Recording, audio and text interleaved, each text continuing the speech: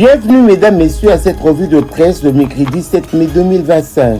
Le piège diplomatique qui étouffe la RDC, on négocie à Doha, l'AFC 1-23 avance dans l'Est, constate Econews.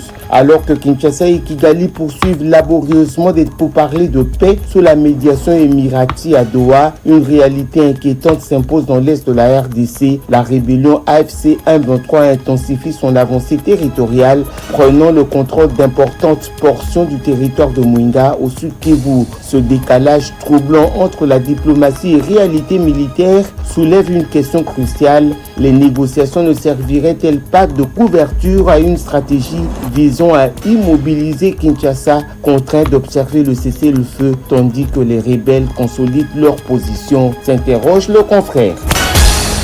Rutshuru, un tir incontrôlé d'une roquette par un milicien fait 4 morts et des blessés parmi les civils à Bambo, annonce actualité.cd. Une roquette a explosé dans l'après-midi du lundi 5 mai 2025 à Bambo Centre, chef-lieu du groupement Bambo, dans la chefferie de Boueto, territoire de Rutshuru au nord Kivu, faisant un lourd bilan de 4 morts et 7 blessés. Le drame s'est produit à proximité de l'ancien bureau de la police nationale congolaise. Selon les témoignages, l'explosion a été causée par une mauvaise manipulation d'une roquette par un milicien.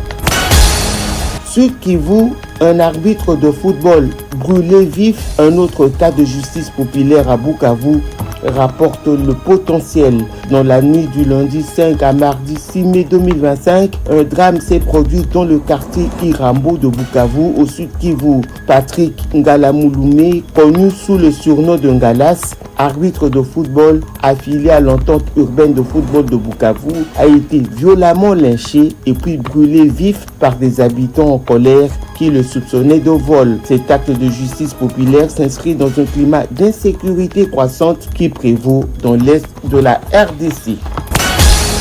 Inondation à Kinshasa, 2 cas confirmés de Mpox notifiés dans les sites des sinistrés, révèle la référence plus.